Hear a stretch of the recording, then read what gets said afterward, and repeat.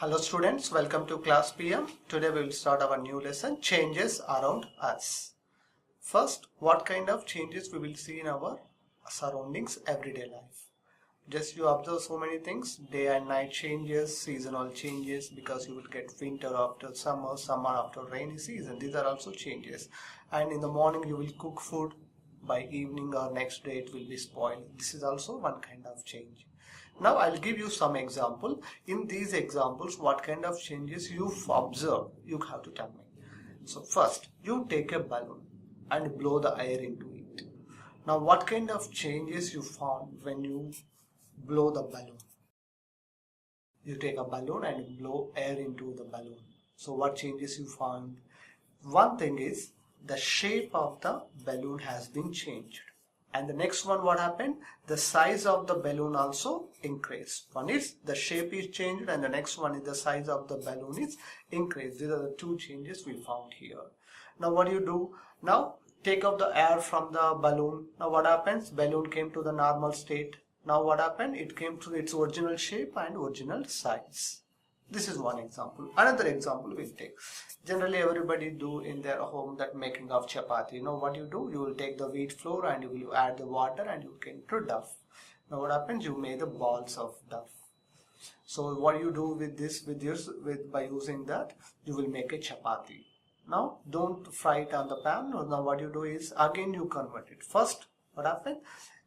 A duff of wheat is converted into a round chapati.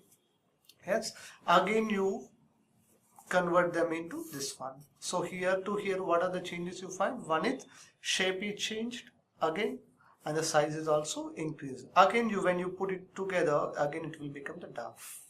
Okay, before frying it on the pan. One more example, generally you know that how to make a rocket with the papers. So you cut a piece of paper and make a rocket with it and you fly it and play. Now what changes you find in paper rockets? Paper rockets is another example you can take. So you converted a paper into a rocket. So you converted a paper into a rocket. From here to here, what kind of changes you found? One is its shape is changed. Other one, its size is also changed. Okay, maybe here the flattened size. Let's say the size remains same, because you did not tear any one of the paper here, so size remains, only shape is changed. So what kind of changes you are finding here in these three examples?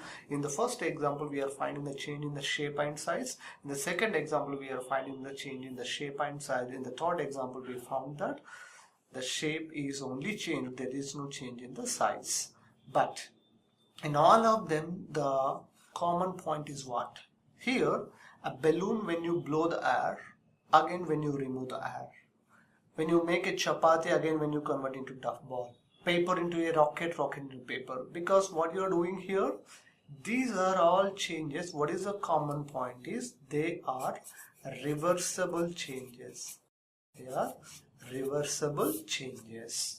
So changes in around us will be the two types. Based on these three things, you can say that there are reversible changes and irreversible changes. Irreversible changes. Now what are all examples we have seen here? They're all what? Changes which can be reversible. And some other, now we will see the example for the irreversible changes. What example you can do? The same chapati, now you can take a pan and fry this chapati. Can you convert that chapati again into a duff?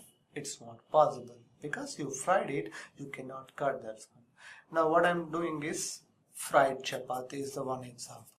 You cannot convert into a duff again. Fried chapati. And another example we'll take for this is, I'll take a paper and I will burn it. So when you burn the paper, what happens? Paper will be converted into a ash. So what happened here? Can you convert this ash again into paper? It's not possible. Okay, with the same paper you can do a reversible change and a reversible. With paper you made a rocket. Again when you open all the folds, it will become paper again.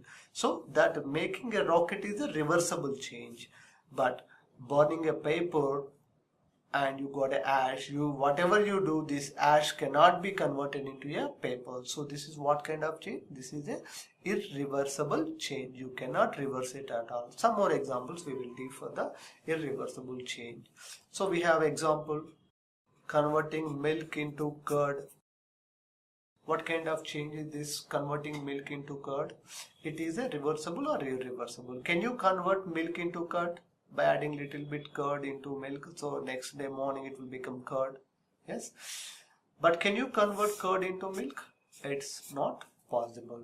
So this converting milk into curd is what kind of change? It is a reversible change. So now we have to define what is reversible, what is irreversible change.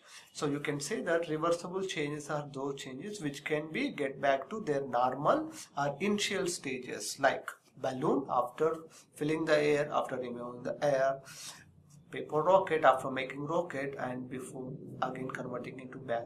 So the changes which you can bring back to their initial state, every aspect like size, shape and every aspect, such changes are called reversible changes. The changes which you cannot bring back to the initial state are called irreversible changes. These are the examples we have: converting milk into curd, paper, burning. Okay, such changes you cannot, whatever you do, you cannot come here. Now here we will see some more examples for these things. So you take a one paper, with paper you make a rocket. Now what you do is you cut that paper into pieces. Can you stick those paper and can you make that original one? It's not possible. Once you tear the paper, you cannot make it again original one. Even though you stick with this gum thing, but it won't look like the original one. There you can see some patches. Another kind of changes, generally we can see that, is there any other method to make a changes in that? So that kind of change we will see in the normally with the blacksmith or carpenter. Have you ever seen the wheels of a bullock cart? How those wheels of the bullock cart made? So you have to see here, by heating also we can make some changes. Now here I will show you some pictures. Here all these are the agricultural instrument. Have you ever come across? Yes. See here this handle is made of wood, and this metal instrument, this is made of a metal. Now here you can see that where these two are joined here with a ring. Here is a ring which is in this, the wooden handle is inserted into it. Generally what happens, the size or the diameter of this metal instrument should be less than this wooden handle. So what happens, they will heat these metals. See here, this hole is there now.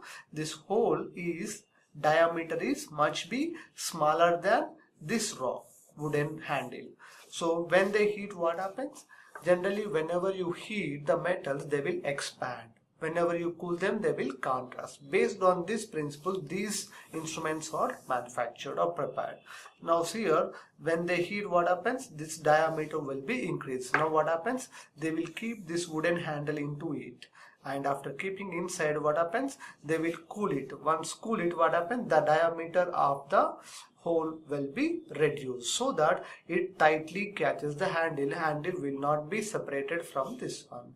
So that is the way they will prepare. The same thing you can observe in the case of this bullock cart wheel. What happens? This bullock cart wheel is made up of wood, and this ring is made up of the metal. So what they will do? The size of this should be greater than size of this metal wheel. So what happens, when they will heat this one, this size will be increased, so that they will put around this wooden wheel, and later they will cool it so that it tightly holds this one. This is another way of changes. By heating you can change that. Generally by heating, what you can change? By heating we can change the metals. So when you heat the metal, what happens? It will expand. When you cool it, it will be contrast. So metal on heating, what's happening? They are expanding. On cooling, they are contrast. So here what kind of change is this? Metals on heating expanding, on cooling they are contrasting. So this is also comes under reversible change. Now so far what we have discussed various examples for the reversible and irreversible changes. So one more kind of changes we will see now. That is, you take a candle, burn off a candle. You take a candle. So we have taken a candle. This is a candle wick and light the candle. What happens? It will glow. After some time, what happens? All the wax will be melted. Can you convert this wax again into a candle? Can we make or not?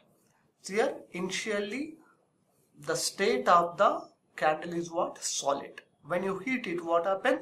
This solid wax is converted into liquid. Solid wax on heating, what happening? It is converting into liquid wax. Okay, on cooling, this liquid wax again converted into solid wax. This is what kind of change? It is also reversible change. It is also reversible change. What happening? On heating, solid wax is converted into liquid wax. On cooling, liquid wax again converted into solid wax. And this is what kind of change?